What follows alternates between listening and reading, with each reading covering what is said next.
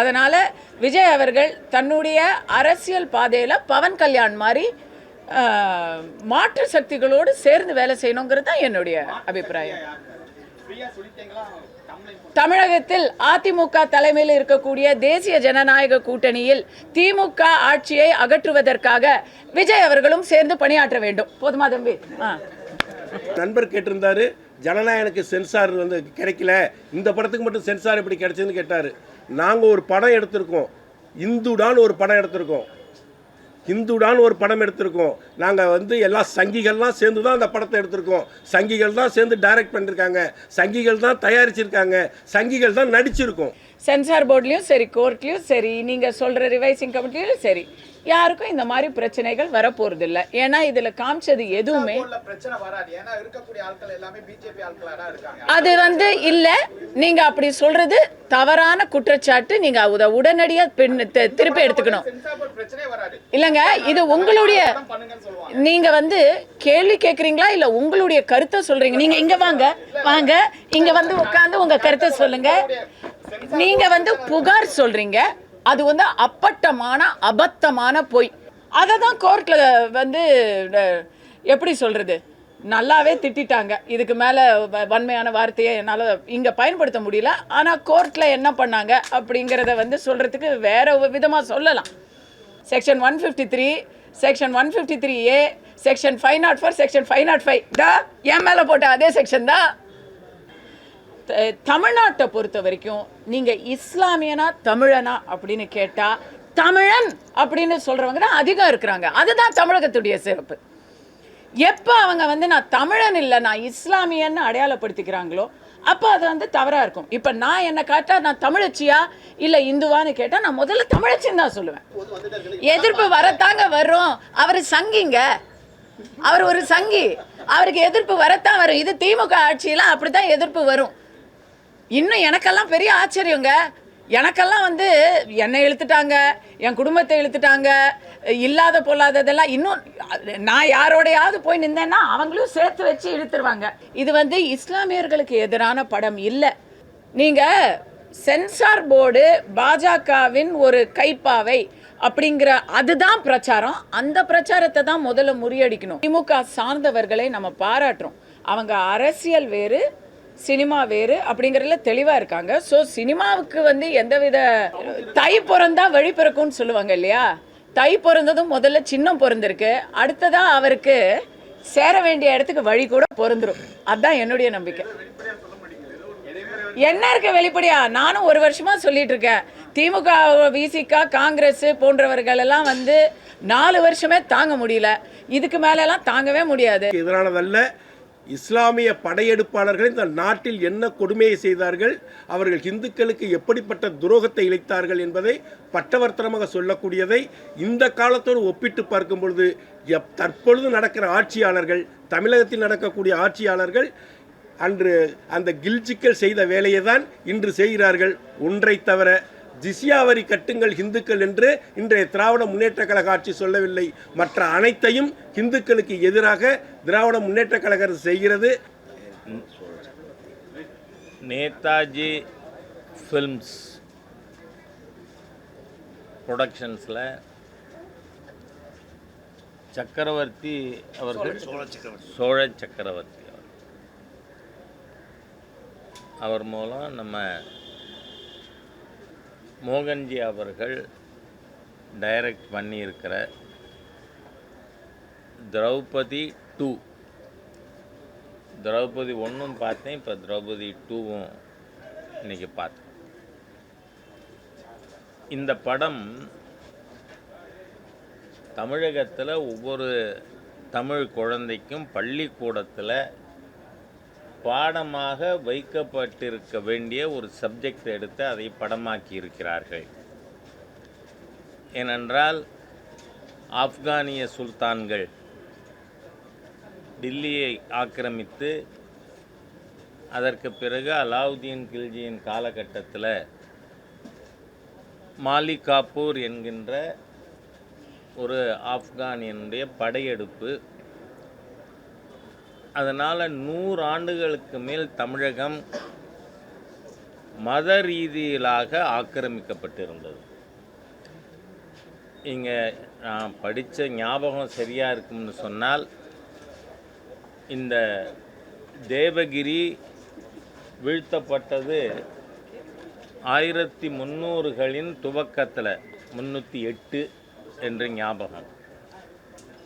அதற்கு பிறகு மாலிகாஃபூருடைய படையெடுப்பு தொடர்ந்தது தான் சிதம்பரம், ஸ்ரீரங்கம், ராமேஸ்வரம், மதுரை என்று அனைத்து ஹிந்து ஸ்தலங்களும் அழிக்கப்பட்டு, இதில் நீங்கள் பார்த்தீங்கன்னா அந்த சொர்ண காமாட்சி அது மேலே தான் அந்த அந்நிய படையெடுப்பாளனுக்கு இருந்த கவனம். அது அந்த மாதிரி இவையெல்லாம் அழிக்கப்பட்டு அதனுடைய நீட்சி தான். இடையில கூட நம்ம நண்பர் மோகன்ஜி கிட்ட இதுக்கும் திருப்பரங்குன்றத்துக்கும் என்ன சம்பந்தம்னு 2 வருஷம்தான் வித்தியாசம். தேவகிரி வீழ்ச்சி அடைந்தது, வீழ்த்தப்பட்டது 1308. அதுக்கு பிறகு 310-11 காலகட்டத்தில் தான் பாண்டிய மன்னர் வீழ்த்தப்பட்டு மாபார், இந்த படத்தில் கூட மாபார்ங்கிற ரெஃபரன்ஸ் வரும். அது நம்ம மதுரையில் இருந்த சுல்தானகத்தினுடைய ஆட்சி தான். 1321லேருந்து 71-72 வரை சுல்தானக ஆட்சி மதுரையில் இருந்தது. அந்த காலகட்டத்தில் தான் ஹிந்துக்கள், ஹிந்து பெண்கள் மிக மோசமாக நடத்தப்பட்டார்கள். இதில் இருக்கிறது அத்தனையும் சரித்திர உண்மை. நான் அந்த நீட்சி 10-11க்குள்ளே இன்றைக்கி போக விரும்பலை. ஏன்னா அது அடுத்த படமாக ஏன்னா தொடரும்னு போட்டிருக்கார் இந்த படத்தில் நம்ம டைரக்டர். அதனால் அது திரௌபதி 3 கூட வரலாம். ஆனால் இது உள்ளபடியே பாட புத்தகத்தில் பாடமாக வைக்கணும் நம்ம குழந்தைகளுக்கு. நம்ம முன்னோர்கள் எப்படியெல்லாம் கொடுமைகளை எதிர்கொண்டார்கள், துன்பப்படுத்தப்பட்டார்கள், மத ரீதியாக வஞ்சிக்கப்பட்டார்கள் அப்படிங்கிறத நம்ம குழந்தைகளுக்கு தெரியணும். ஆனால் அது எதிர்காலத்தில் இருக்கின்ற அரசு முடிவு பண்ண வேண்டிய விஷயம். அதனால் நான் அதுக்குள்ளேயும் இப்போ அதிகமாக செல்லாமல், நாம் ஒரு குடும்பமும் குடும்பத்தோடு இந்த படத்தை பார்க்கணும். நாம் ஏதோ டிவியில் பார்க்குறோம், யூடியூப்பில் பார்க்குறோம், நெட்டு மூலமாக பார்க்குறோம், அப்படி இல்லை. தியேட்டருக்கு போய் நாம் இந்த குடும்பத்தோட இந்த படத்தை அனைவரும் பார்க்க வேண்டும். இதுக்கு முழு ஆதரவு. உண்மையான ஒரு சரித்திரம், சரித்திர பின்னணி, அதை மையமாக வச்சு எடுக்கப்பட்டிருக்கின்ற படங்கிறதுனால இந்த படத்தை தயாரித்த மோகன்ஜி அவர்கள், ஜவஹர் சக்கரவர்த்தி, சோழ சக்கரவர்த்தி மற்றும் இதற்கு கதை எழுதிய வசனம் எழுதியவர்கள், அதில் நடித்த குழுவினர் அனைவருக்கும் என்னுடைய மனமார்ந்த பாராட்டுதல்கள், நன்றி. ஏனென்றால் மக்களுக்கு நடந்த உண்மை கதை 1300களில் தமிழகம் கடந்த பாதையை படமாக எடுத்திருக்கிறதுனால நான் என்னுடைய நன்றியையும் தெரிவித்துக் கொள்கிறேன். இன்றைய காலகட்டங்களுக்கு இந்த மாதிரியான மூவி பண்ணுறதுனால இவங்களாம் அப்படி இருந்தாங்க போல இருக்கு. அப்படி எப்படி இன்றைய காலகட்டங்கள்ல இந்த மூவியை வேற மாதிரி பார்க்கக்கூடிய மூவி என்பது இல்லை. நீங்க எல்லாருமே பொதுவாக பார்ப்பாங்க. ஒரு விஷயம் நான் சொல்றேன், முஸ்லீம் எல்லாமே பார்ப்பாங்க, பார்க்கட்டும், பார்க்கணும். அது ஒரு சில இதுல பிரச்சனைகளுக்கு முற்பட்டு வர எப்படி பிரச்சனை வரும் நான் சொல்றேன். யாராவது நான் அலாவுதீன் கில்ஜியை நேசிக்கிறேன்னு சொன்னா தேச துரோகியுமே. ஏனென்றால் ஆப்கானியர்கள் படையெடுப்பாளர்கள் இந்த நாட்டை சிதைத்து சின்னா பின்னப்படுத்தி எத்தனை ஸ்தலங்கள். இப்போ ஒன்றும் இல்லை, திடீர்னு நம்ம ஹெச்ஆர்என்சி மினிஸ்டர் ஒரு கெட்ட வார்த்தை ஹிந்துக்களுக்கு எதிராக கேட்டார் இல்லையா, என்ன ஊர் சுசீந்திரம். அந்த சுசீந்திரத்துக்கு போங்க தயவு பண்ணி என்னுடைய ஊடக நண்பர்கள். எத்தனை சிலைகள் அங்கே மூலியாக இருக்குது பாருங்கள். அதெல்லாம் யார் பண்ணது? மாலிகாஃபூர். அவன் அந்நியன்க, ஆப்கானியன். அவனுக்கு நமக்கு எந்த சம்பந்தம் கிடையாது. அந்த அந்நியனை மத ரீதியாக நான் நேசிக்கிறேன்னு யாராவது சொன்னால் அவர் இந்த தேசத்திற்கு துரோகம் செய்கின்ற தேச துரோகி. அது ஏன் மதம் எது வேணா இருக்கட்டுமே. ஏன்னா இப்போ கேரளாவில் இருக்காங்க, இஸ்லாமியர்கள் இருக்காங்க. அதான் சொல்கிறேன், அவர்களும் நம்மோடு சேர்ந்து அந்நியர்களை, ஆப்கானியர்களை எதிர்க்க வேண்டும். அந்த மனப்பான்மை வேணும். அதுதான் இந்தியன் தேச. அப்படி பேசுறவர்கள் நாட்டின் எதிரிகள். படையெடுப்பாளரை ஆதரிப்பது நாட்டுக்கு துரோகமா இல்லையா? இன்றைக்கி ஒரு அருமையான சப்ஜெக்ட் நடந்த நிகழ்வு. நீங்கள் தேவகிரி 1308 விழுந்ததா இல்லையான்னு நெட்டில் போய் சர்ச் பண்ணுங்கள். மாலிக் காஃபூர் யார்? ஈசன் ஆப்கானியன், அலாவுதீன் கில்ஜியினுடைய படைத்தளபதி. நமக்கு சொந்தமான நம்மை சேர்ந்தவனா? நம்மை சேர்ந்தவன்னு நினச்சா அவர் இந்த நாட்டின் எதிரிங்கிறேன். மதம் எதா இருந்தான்னு ஏகம் சத் பிப்ரா பௌதாவதந்தி, உண்மை என்பது ஒன்றுதான். இந்த மாதிரி அவங்களும் என்னுடைய சார்ந்த ஒரு மூவி கிடையாதா? இல்லை அவங்களும் இந்த நாட்டிற்கு எதிரானதை எதிரியாக காட்டணும். நான் அவங்க இவங்கன்னே பேசலை. முஸ்லீம்களாக இருந்தாலும் இந்த நாட்டைத்தான் நேசிக்க வேண்டும். இந்த நாட்டின் மீது படையெடுத்தவர்கள் அவர்களுக்கும் எதிரிகள். பாபர் அந்நியன், ஆக்கிரமிப்பாளன், பகைவன், படையெடுப்பாளன். பாபருக்கு நமக்கும் நெருக்கம் இருக்கா? சொந்தம் இருக்கா? உறவு இருக்கா? கிடையாது. அவன் அந்நியன். ஆகவே அந்த எண்ணம் ராஜாவாக இருந்தாலும் ராஜா ஹுசைனாக இருந்தாலும் அதே எண்ணம் இருக்கணுங்கிறேன் நான். அதுதான் தேசபக்தி, நாட்டுப்பற்று. இதை நீட்டி போகிறதுல பிரயோஜனம் இல்லை. சார் வந்து உங்களுக்கு மூவி போட்டு காமிச்சாங்க, கடந்த 3 மூவியுமே உங்கள்கிட்ட போட்டு காமிச்சிருக்காங்க. வேற வேற நபர்களுக்கு போட்டு காமிச்சு அவங்களோட ஒப்பீனியன்ல இதாகும்ல. நான் சொல்றேன், தியேட்டரில் ஸ்க்ரீன் பண்ண போகிறாரு, யாரையும் அதில் தடை பண்ண போகிறதில்ல. இந்த சித்தாந்தத்தை சேர்ந்தவர் தான் இந்த படத்தை பார்க்கலான்னு ஏதாவது அதில் டைட்டில் ஏதாவது போட்டிருக்கா? வந்தவங்க ஃபுல்லாமே இந்த சித்தாந்தத்தை சார்ந்தவங்க தான். அது அப்படி எடுத்துக்காதீங்க. தேசபக்தர்கள் எண்ணிக்கை கூடிக்கொண்டு இருக்குன்னு நான் மகிழ்ச்சி அடைகிறேன்.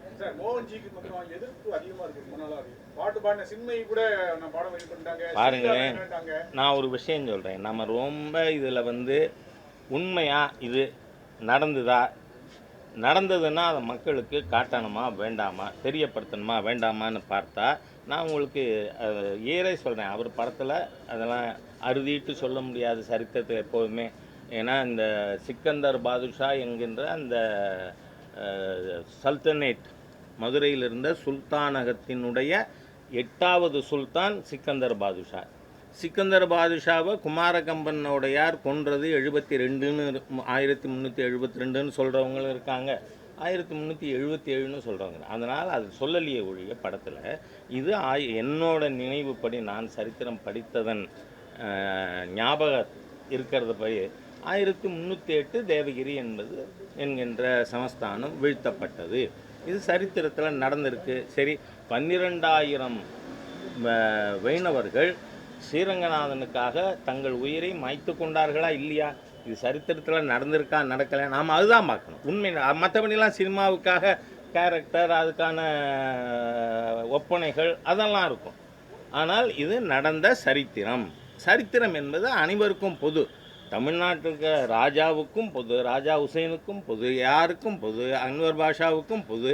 ஆகவே அவர்கள் எல்லாருமே நாம் ஒன்றாக இணைந்து, அந்நியன் படையெடுத்தவன் ஆக்கிரமிப்பாளன், பகைவன் படையெடுப்பாளன், அவங்களுக்கு எதிரான எண்ணம் எல்லாருக்கும் வேணுங்கிறேன் நான், இர்ரெஸ்பெக்டிவ் ஆஃப் ரிலிஜன்.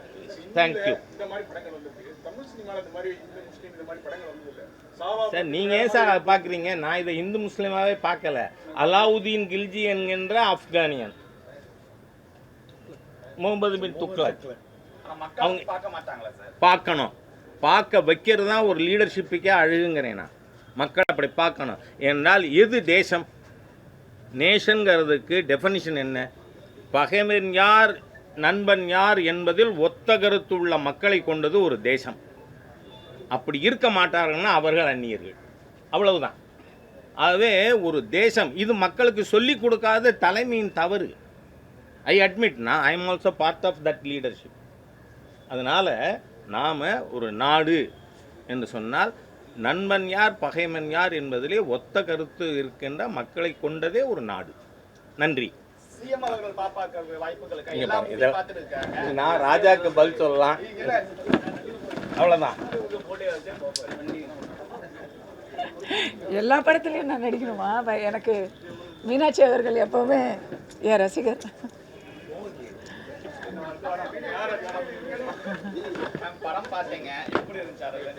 இயக்குனர் வந்துட்டா நல்லா இருக்கும். மோகன்ஜி வாங்க, உங்களை பத்தி நல்லதெல்லாம் சொல்லணும். நீங்க எல்லாமே எப்படி? அனைவருக்கும் வணக்கம். ஏற்கனவே விட்டு போன புத்தாண்டு பொங்கல் நல்வாழ்த்துக்களோட குடியரசு தின வாழ்த்துக்கள். அடுத்தது வேலண்டைன்ஸ் டே வரைக்கும் இப்போவே சொல்லிடுறேன், ஏன்னா அப்பப்போ சந்திக்கிறோம் இல்லையா. இன்றைய தினம் என்னுடைய சகோதரர் மோகன்ஜி அவர்கள் எடுத்த திரௌபதி 2ஆம் பாகம் படம் பார்க்கும் வாய்ப்பு கிடைத்தது. அதற்கு உங்களுக்கு ஃபஸ்ட்டு ரொம்ப நன்றி தெரிவிச்சுக்கிறேன். ஏன்னா என்னை பொறுத்த வரைக்குங்க, இது ரொம்ப ஃப்ராங்காக நான் சொல்கிறேன், நான் சினிமாக்காரி, அதே போல் நான் ஒரு சினிமா என்டர்டெயின்மெண்ட் ரசிகை. ஒரு படம் பார்க்குறதுனா அந்த படத்தில் வந்து என்டர்டெயின்மெண்ட் வேல்யூ, ப்ரொடக்ஷன் வேல்யூ, அந்த மாதிரி விஷயங்கள் தான் நான் ஃபஸ்ட்டு கவனிப்பேன். இந்த படத்துடைய பின்னணி பார்த்தீங்கன்னா ரொம்ப ரொம்ப பிக் கேன்வஸ். ஒரு பாகுபலி போல், ஒரு பொன்னியின் செல்வன் போல் ஒரு படத்தை ஐ திங்க் அதில் வந்து 10ல் ஒரு பங்கு 20ல் ஒரு பங்கு தான் பட்ஜெட் இருக்குதுன்னு நினைக்கிறேன். அதுக்கே வந்து ஒரு பிக்கஸ்ட் ஹேட்ஸ் ஆஃப் நான் சொல்கிறேன். நிஜமாக ஆஸ் அ கிரியேட்டர் நீங்கள் ஜெயிச்சிட்டீங்க, கங்க்ராச்சுலேஷன்ஸ். கண்டிப்பாக அரசியல்லாம் அப்புறம் பேசிக்கலாம், முதல்ல படத்தை பற்றி சொல்லணும். படம் வந்து பார்க்குறதுக்கு லட்டு மாதிரி இருக்குது, ரொம்ப ஹை கிளாஸாக இருக்குது. ஃப்ரேம் டு ஃப்ரேம் எனக்கு தெரிஞ்சு இவ்வளவு ஒரு ஹம்பிளான பட்ஜெட்டில் இவ்வளோ ஆம்பிஷியஸ் ப்ராஜெக்ட், அதில் ஹிஸ்டாரிக்கல் டீட்டெயில்ஸோடு சொல்கிறதுங்கிறது வந்து சாதாரண விஷயம் இல்லை. Excellent music, excellent camera, excellent direction சொல்லவே தேவையில்லை. Special mention dialogues Padmaja madam, Padma Chandrasekhar. Dialogues வந்து எனக்கு ஒரு இன்ப அதிர்ச்சி.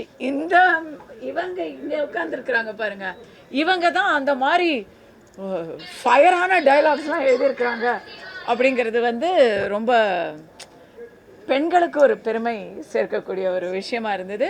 இந்த படமே பார்த்தீங்கன்னா படத்தோட டைட்டில்லேருந்து முதல் காட்சியிலேருந்து கடைசி காட்சி வரைக்கும், கடைசி அந்த டைட்டில் ஆரம்பிக்கிறது முன்னாடி வரைக்கும் அந்த பெண்ணை மையப்படுத்திய ஒரு எல்லாருக்கும் முக்கியத்துவம் இருக்குது. பட் அந்த திரௌபதி அப்படிங்கிற அந்த பெண்ணை மையப்படுத்தி எடுக்கிறதுங்கிறது இட்ஸ் ரியலி ஒரு பெண்ணை ரொம்ப நான் அதை ரசித்தேன், பாராட்டுறேன். தொடரும்னு போட்டிருக்காங்க, திருப்பி எந்த பெண்லேருந்து ஆரம்பிக்க போகிறாங்க மோகன்ஜி அப்படிங்கிறத ஆர்வமாக பார்த்துட்டு இருப்பேன். நடிகர்களை பொறுத்த வரைக்கும் ஹேட்ஸ் ஆஃப். ரக்ஷனா அந்த பொண்ணு திரௌபதியாக நடித்த கதாநாயகி ரக்ஷனா வந்து அவங்களுக்கு வந்து சரியான தீனி, அதுக்கு ஏற்ற மாதிரி அவங்களும் ரொம்ப நல்லா ஸ்கோர் பண்ணியிருக்காங்க. உருவமும் சரி, அவங்களுடைய நடிப்பும் சரி, 100%. ரிச்சர்ட் ரிஷி சூப்பராக பண்ணியிருக்காரு, பார்க்குறதுக்கு கட்டுமஸ்தாக இருக்கார், நடிப்பும் நல்லா பண்ணியிருக்காரு. அவருக்கு அந்த வீரம் வந்து தானாக வருது. நட்டி அவர்கள் வந்து ஒரு ரொம்ப கௌரவமான ஒரு வேஷத்தில், நல்ல கனமான ஒரு வேஷத்தில் அவர் ஒவ்வொரு படத்துலையும் ஒரு நல்ல ஒரு ஸ்கோர் பண்ணிடுறாரு. ஸோ நட்டி அவர்களோட நல்லா இருந்தது. அதில் எல்லாருமே பரணி, திவி, வைஜி மகேந்திரா சார், சின்ன ரோல்ஸ் கூட ரொம்ப ரொம்ப ஸ்கோரிங்காக இருந்தது. அவங்க ஒவ்வொருத்தருமே நல்லா பங்களிப்பு பண்ணியிருக்கிறாங்க. எல்லாத்துக்கும் மேலே ஐ திங்க் ப்ரெஸ்ஸில் பார்த்தவங்களுக்குமே ரொம்ப பிடிச்சிருக்கிறது யாருன்னு பார்த்தா வில்லன் கேரக்டர்ஸ். அந்த அவர் அலாவுதீன் கில்ஜி வேஷம் தானே, சிராக் ஜானி. அது வந்து துக்ளக்கையும் கில்ஜியும் கலந்த ஒரு கற்பனையும் வரலாற்றையும் கலந்த ஒரு சுல்தான் கேரக்டர். அது அந்த தம்பி வந்து பின்னே எடுத்துட்டாப்புல. கலிபலி தில், அதே மாதிரி ஒரு பாட்டு வச்சுருக்காங்க. ரன்வீர் சிங்குக்கு ஏற்ற ஈடு கொடுக்குற மாதிரி இங்கே இந்த தம்பியும் ஆடி இருக்கிறாப்புல, நல்லா இருக்கு. தினேஷ் லம்பா நான் அறிமுகப்படுத்தின வில்லன். நான் ஜிவி ஃபிலிம்ஸில் உற்சாகம்னு ஒரு படம் எடுத்தோம். அதுக்கு நான் தான் கம்பெனி சைட்லேருந்து ப்ரொடியூசர். அதில் தினேஷ் லாம்பா வந்து அவருக்கு ஃபஸ்ட்டு ஃபிலிம் தமிழில்.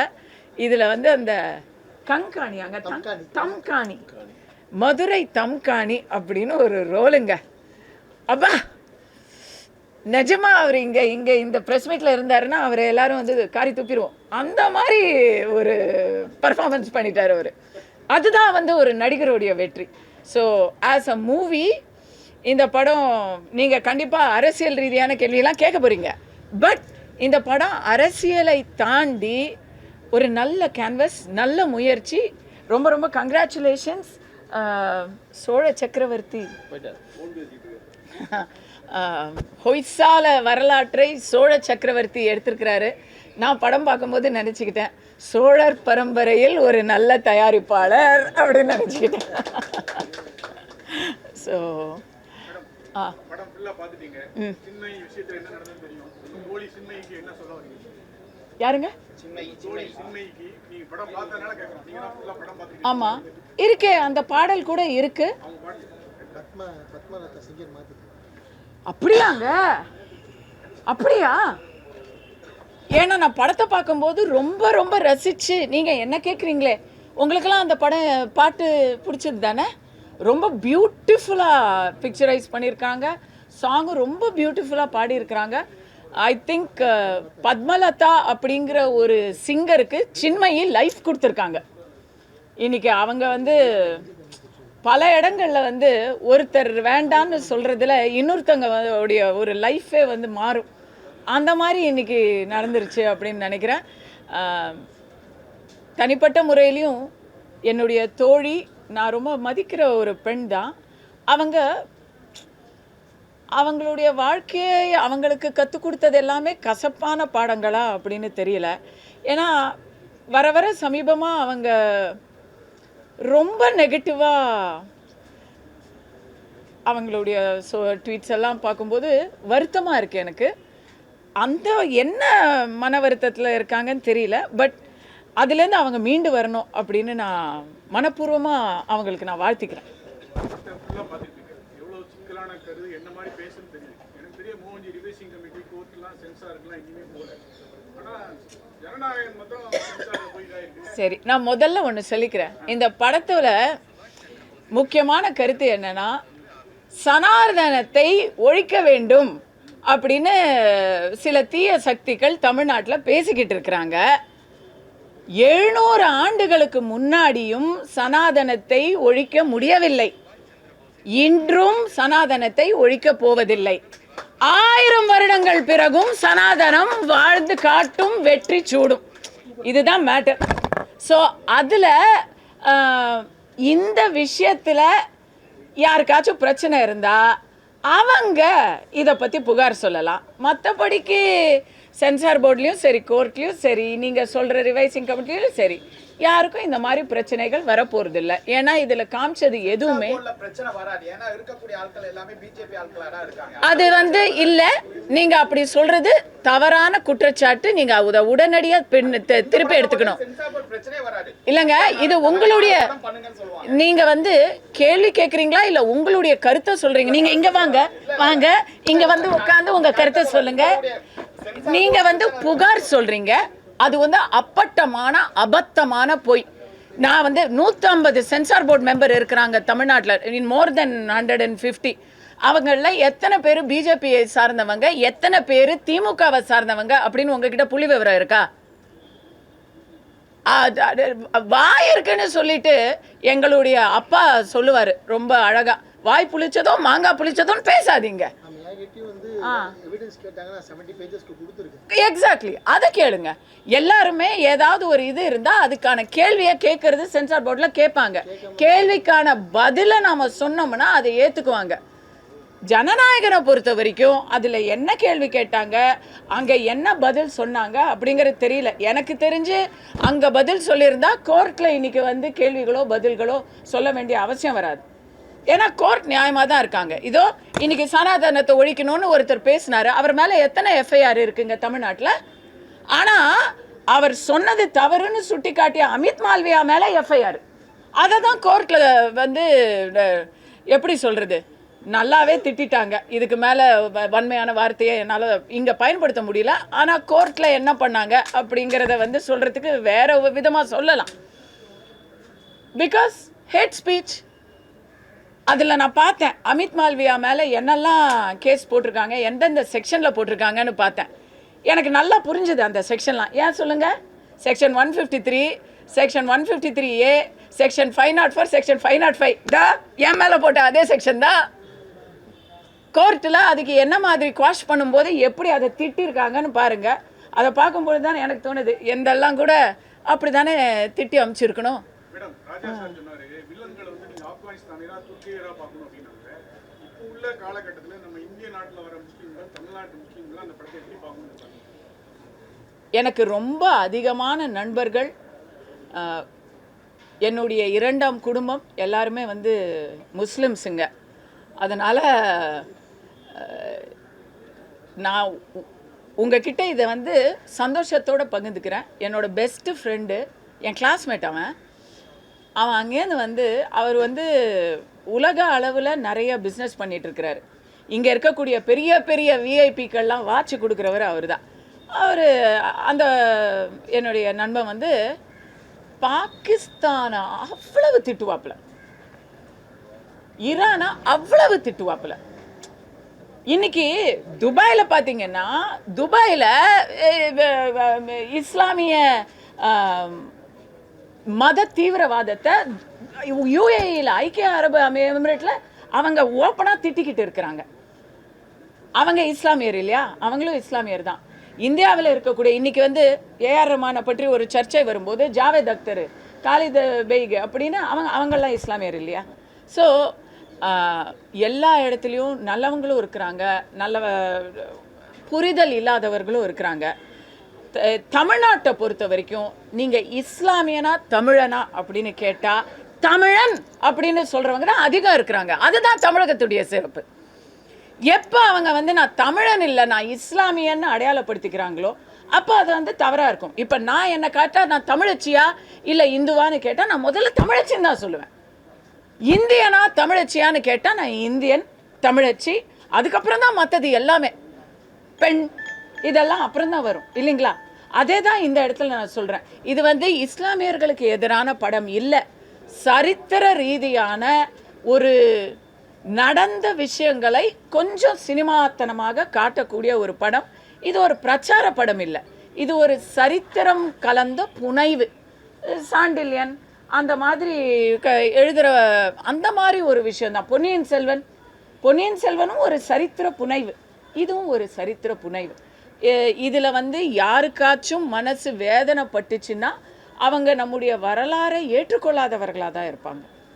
மேடம், எத்தனையோ இயக்குனர்கள் ஜாதி வெறி படம் எடுக்கிறாங்க. ஜாதி படம்ன்ற பேர்ல ஜாதி வெறி படம் எடுக்கிறாங்க. அவங்களை கொண்டாடுற திரையுலகம் மோகன்ஜி வந்து ஜாதிய ஒற்றுமைக்காக படம் எடுக்கும்போது அவரை மட்டும் ஏன் கொண்டாடாம புறக்கணிக்கிறாங்க? தொடர்ச்சி அந்த புறக்கணிப்பு இருக்கு இல்ல. இப்ப யாரு புறக்கணிக்கிறாங்க? நிறைய பேர் புறக்கணிக்கிறாங்க. நிறைய பேர் வந்து அவங்களெல்லாம் போய் நீங்க இந்த கேள்வியை கேட்கணும். நான் இங்க எல்லாம் அவர் பக்கத்துல உட்கார்ந்துருக்கேன். தொடர்ந்து அவருடைய படங்களுக்கு பாத்தீங்கன்னா எதிர்ப்பு வரத்தாங்க வரும். அவர் சங்கிங்க, அவர் ஒரு சங்கி, அவருக்கு எதிர்ப்பு வரத்தான் வரும். இது திமுக ஆட்சியில அப்படித்தான் எதிர்ப்பு வரும். இன்னும் எனக்கெல்லாம் பெரிய ஆச்சரியங்க. எனக்கெல்லாம் வந்து என்னை இழுத்துட்டாங்க, என் குடும்பத்தை இழுத்துட்டாங்க, இல்லாத பொல்லாததெல்லாம். இன்னும் நான் யாரோடையாவது போய் நின்றேன்னா அவங்களும் சேர்த்து வச்சு இழுத்துருவாங்க. இன்னும் அவருக்கு அதெல்லாம் நடக்கலை. அந்த வரைக்கும் அவருக்கு வந்து ரொம்ப சாஃப்டாக ஹேண்டில் பண்ணிட்டு இருக்காங்க. அரெஸ்ட் பண்ணாங்கல்ல, நாங்கள்லாம் வந்து ஒரே இனம், என்ன பண்ணுறது? இந்த இதில் ஏங்க இதெல்லாம் பதில் தெரிஞ்சுக்கிட்டே கேள்வி கேட்குறீங்க? எதிர்ப்பு எங்கேருந்து வருதுங்கிறத பாருங்க, அதுலேயே உங்களுக்கான பதில் இருக்கு.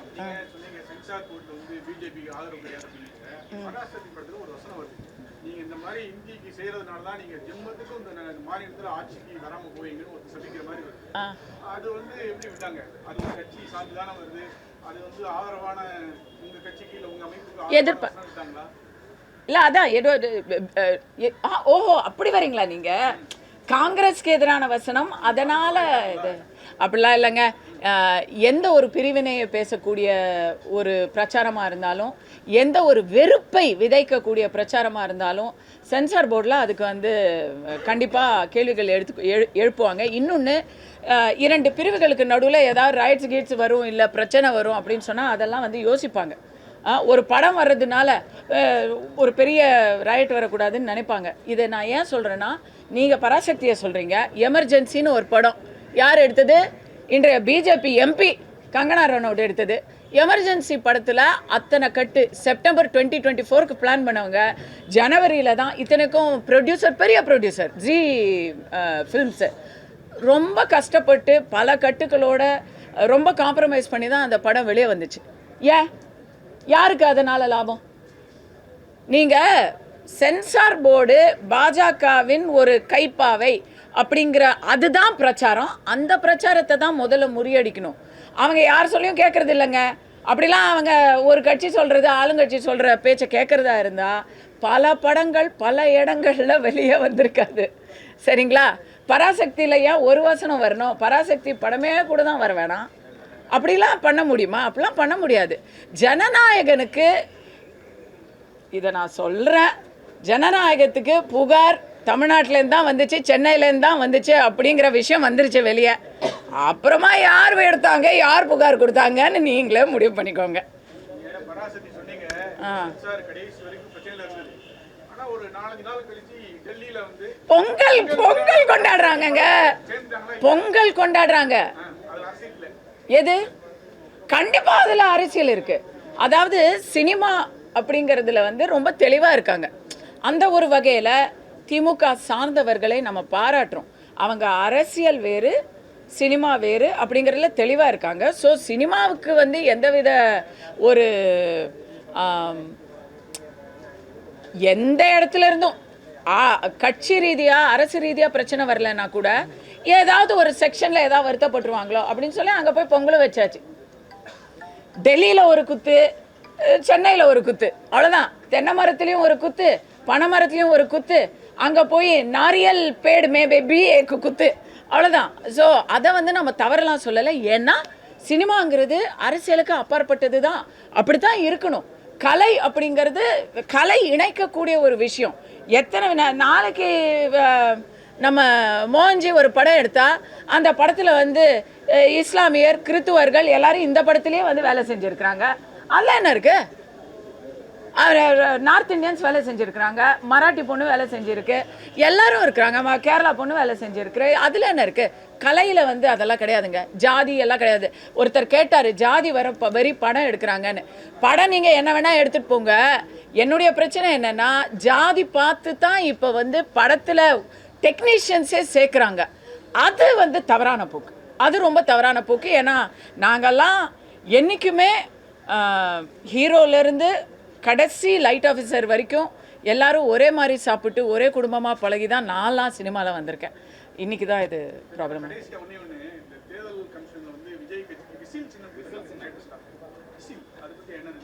இல்லை, நான் வந்து இதை ஏற்கனவே ஒரு வருஷம் முன்னாடியே பேசிட்டேன்.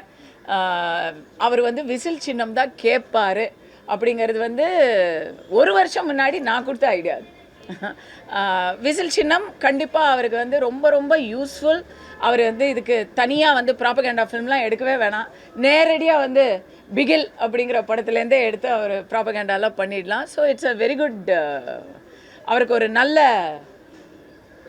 தை பிறந்தா வழி பிறக்கும்னு சொல்லுவாங்க இல்லையா? தை பிறந்ததும் முதல்ல சின்னம் பிறந்திருக்கு, அடுத்ததாக அவருக்கு சேர வேண்டிய இடத்துக்கு வழி கூட பிறந்துடும். அதுதான் என்னுடைய நம்பிக்கை. என்ன இருக்க வெளிப்படையா? நானும் ஒரு வருஷமாக சொல்லிட்டு இருக்கேன். திமுக, விசிக, காங்கிரஸ் போன்றவர்கள் எல்லாம் வந்து 4 வருஷமே தாங்க முடியல. இதுக்கு மேலெல்லாம் தாங்கவே முடியாது. அதனால் விஜய் அவர்கள் தன்னுடைய அரசியல் பாதையில் பவன் கல்யாண் மாதிரி மாற்று சக்திகளோடு சேர்ந்து வேலை செய்யணுங்கிறது தான் என்னுடைய அபிப்பிராயம். தமிழகத்தில் அதிமுக தலைமையில் இருக்கக்கூடிய தேசிய ஜனநாயக கூட்டணியில் திமுக ஆட்சியை அகற்றுவதற்காக விஜய் அவர்களும் சேர்ந்து பணியாற்ற வேண்டும். போதுமா தம்பி?